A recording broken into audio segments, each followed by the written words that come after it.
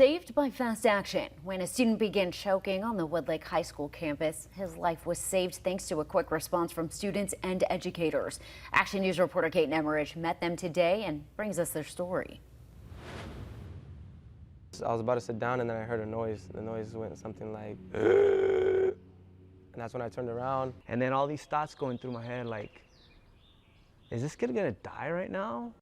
Lunchtime at Woodlake High School could have turned to tragedy if it weren't for the quick thinking of some educators and students, and their fast action was all caught on this security camera. I saw Manuel stand up and I thought, well, that's odd.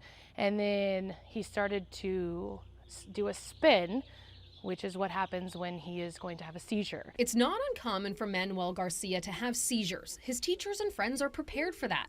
But on April 23rd came something much worse. Within about 30 seconds, he turned purple, because at that point it wasn't just a seizure, he was also choking. From across the lunch area, junior Jose Tadeo was the first to react. I see just no one going, everyone just like being, just got up.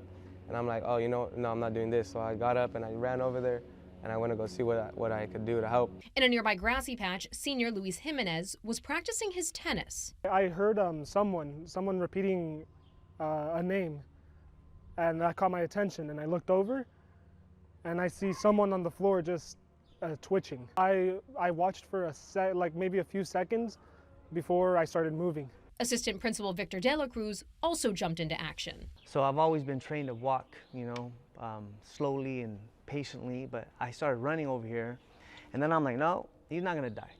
He's not gonna die on our campus. Jose and Luis tried to lift Manuel, but De La Cruz realized they needed backup. And he called my name and he was like, Memo, I need some help. Junior Guillermo Rosales dropped his lunch and came running. And we picked him up onto the table just so Mr. De La Cruz could put his hands on his stomach and be able to pump out the food that was in his throat. And I was just trying to hold his shoulders, that way he won't fall forward, because he constantly kept on falling forward. I was on my knees so I can hold him up from the legs, because if nobody held him there, he would have fallen again.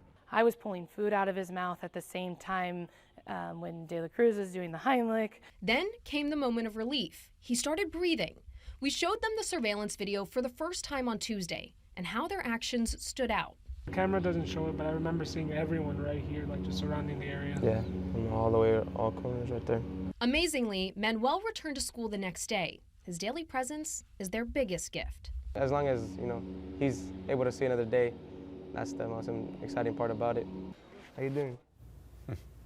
That was Kate Nemmerich reporting. The boys and Mr. De La Cruz will be presented with an award tomorrow at the school board meeting. Heroes all.